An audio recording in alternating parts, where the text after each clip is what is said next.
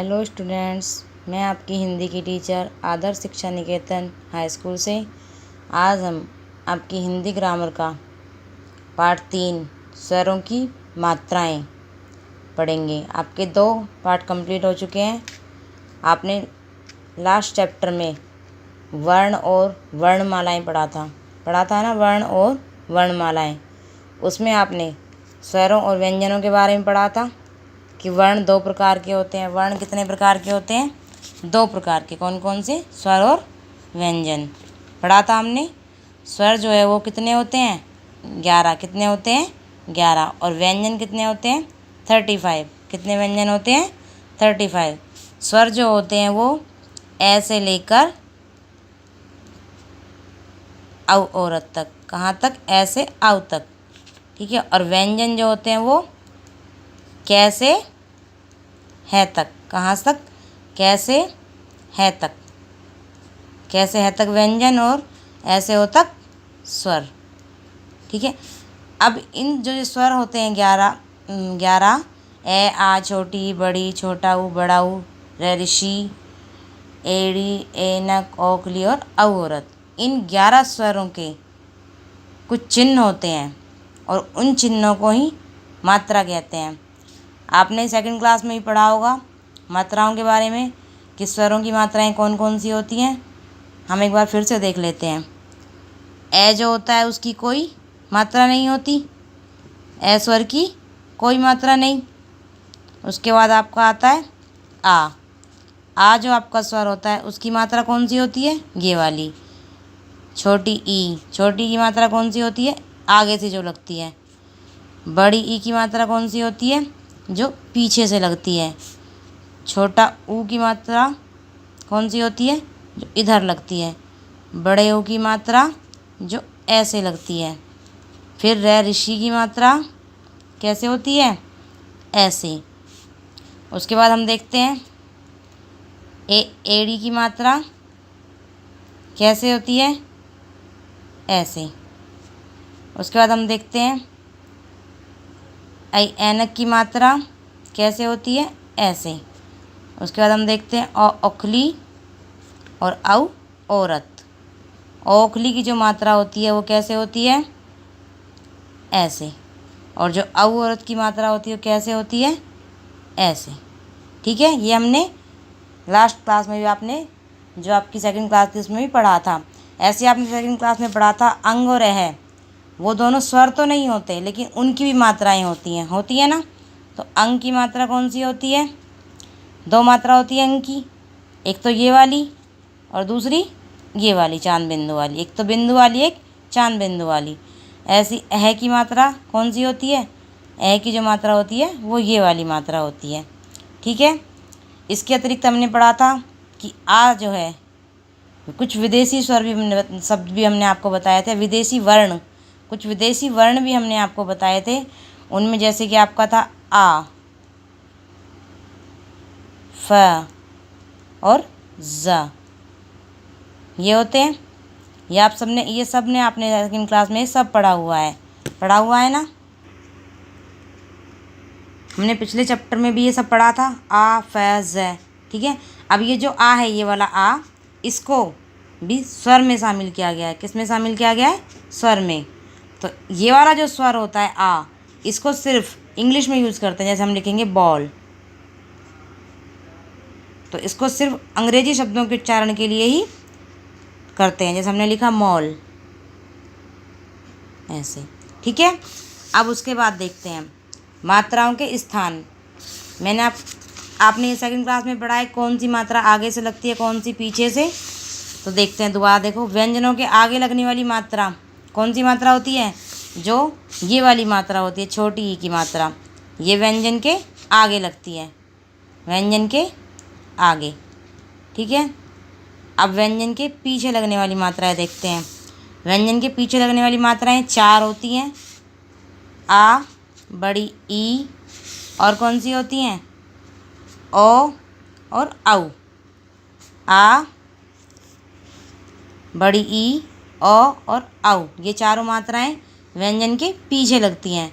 व्यंजन के ऊपर लगने वाली 2 मात्राएं होती हैं ए और आई। व्यंजन के नीचे लगने वाली ऊ और रे, 3 मात्राएं होती हैं। जैसे अब एक एग्जाम्पल देखते हैं। सबसे पहले था व्यंजन के आगे लगने वाली, जैसे आपको लिखना है दिन। क्या लिखना है? दिन। तो दिन में जो ये मात्रा लगी है ये व्यंजन के आगे लगी है, ये व्यंजन के आगे लगने वाली मात्रा। अब व्यंजन के पीछे लगने वाली, जैसे आपको लिखना है राजा, तो ये व्यंजन के पीछे लगी है, तो ये व्यंजन के पीछे वाली हो गई।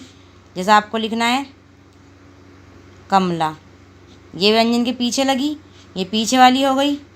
और आपको जैसे लिखना है कोयल, तो ये सब व्यंजन के पीछे लग रही हैं। अब देखते हैं व्यंजन के ऊपर लगने वाली मात्राएं। व्यंजन के ऊपर लगने वाली मात्राओं का देखते हैं। जैसे इसमें दिया है केला, ये व्यंजन के ऊपर लगी ना, कैमरा।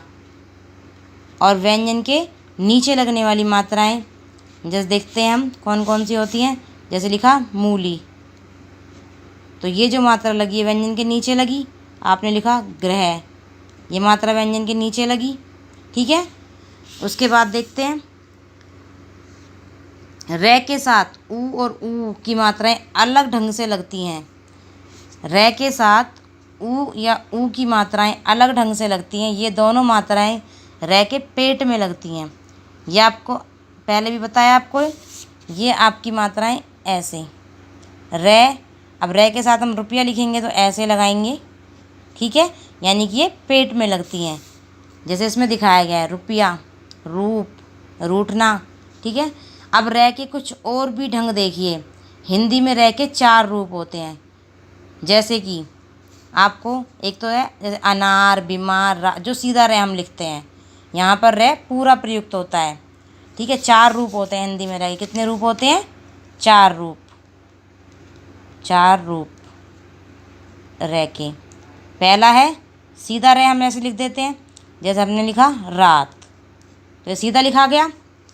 अब उसके बाद आता है आधा रे। आधा रे सदा अगले अक्षर पर घुंडी की तरह लगता है। जैसे जो आधा रे होता है जो ऐसे वाला। अब इसको देखते हैं हम, ये कैसे लगेगा। जैसे हमने लिखा वर्षा, तो ये वाला जो ऊपर रे लगा ये आधा रे घुंडी की तरह लगेगा। हमने लिखा दर्पण, हमने लिखा पार्क। ठीक है। तो ये जो लिखे हुए दर्पण, पार्क, वर्षा, ये सब आधे रे वाले जो ऊपर घुंडी की तरह लगेगा। इस चिन्ह को रेफ कहते हैं। ये वाला जो चिन्ह होता है या ये वाला जो चिन्ह होता है इसे क्या कहते हैं? रेफ। क्या कहते हैं? रेफ। ठीक है। पहले नंबर पे ये 4 रूप बताए मैंने आपको रे के। दूसरे नंबर पे ये। अब थर्ड नंबर पे देखते हैं कौन सा होता है। थर्ड नंबर पे जो आपका रे का चिन्ह होता है वो नीचे लगता है अक्षर के। जब किसी आधे अक्षर के साथ पूरा रे जुड़ता है तो यह अक्षर के नीचे लगता है। कैसे? देखिए, जैसे आपने लिखा चक्र, क्या लिखा? चक्र। तो ये जो है रे, ये कै इसमें आधा है और इसमें रे जो है वो पूरा है। इसमें कै क्या है? आधा, और रे क्या है? पूरा। जैसे आपने लिखा द्रव, तो इसमें जो है वो दे तो आधा है और रे कैसा है? पूरा। दे इसमें आधा है और रे कैसा है? इसमें पूरा। ठीक है। जैसे आपने लिखा प्रकाश, क्या लिखा? प्रकाश। तो इसमें जो पे है वो तो आधा है और जो इसमें रे है वो पूरा है, यानी कि जो नीचे लगते हैं वो पूरे होते हैं। ठीक है। ये तीसरा हो गया। अब हम चौथा देखते हैं इसका। अब हम इसका चौथा रूप देखते हैं। चौथा रूप कौन सा होता है? जो ये वाला हमने नीचे लिखा था, ये वाले चिन्ह, इस वाले को या ये वाला जो ऐसे नीचे लगाते हैं, तो रे के इस चिन्ह को क्या कहते हैं? पदेन। क्या कहते हैं? पदेन। यानी कि पैरों में होता है। ये नीचे हो रहा है तो पैरों में है, इसलिए इसको पदेन कहते हैं। ये वाला था, ये सीधा हो गया रे का रूप। दूसरा हो गया आपका, इसको रेफ कहते हैं, ये ऊपर घुंडी की तरह लगता है। तीसरा आपका ये हो गया जो पैरों में लगता है, इसे पदेन कहते हैं। और चौथा जो होता है वो, और देखते हैं वो कैसे लगता है। वो आप जैसे लिखेंगे ट्रक। क्या लिखा आपने? ट्रक। तो जो ये वाला इसमें भी क्या होता है, इसमें भी जो टे है वो तो आधा है और जो रे है वो पूरा है। ठीक है, जैसे हमने लिखा ड्रम, ट्रेन, तो इन सब में जो ये नीचे ये वाला लगा हुआ है, ये क्या होता है, ये भी रे का ही चिन्ह है। लेकिन इन सब में जैसे ड्रम में डे आधा है लेकिन रे पूरा है, ट्रेन में टे आधा है लेकिन रे पूरा है। ठीक है, सब में यही होता है, यानी कि इनमें जो नीचे लगते हैं। अब इसमें देखो दिया है टे और डे के साथ पूरा रे पदेन अलग ढंग से जुड़ता है, यानी कि जो टे और डे होगा उनके साथ इस ढंग से जुड़ेगा।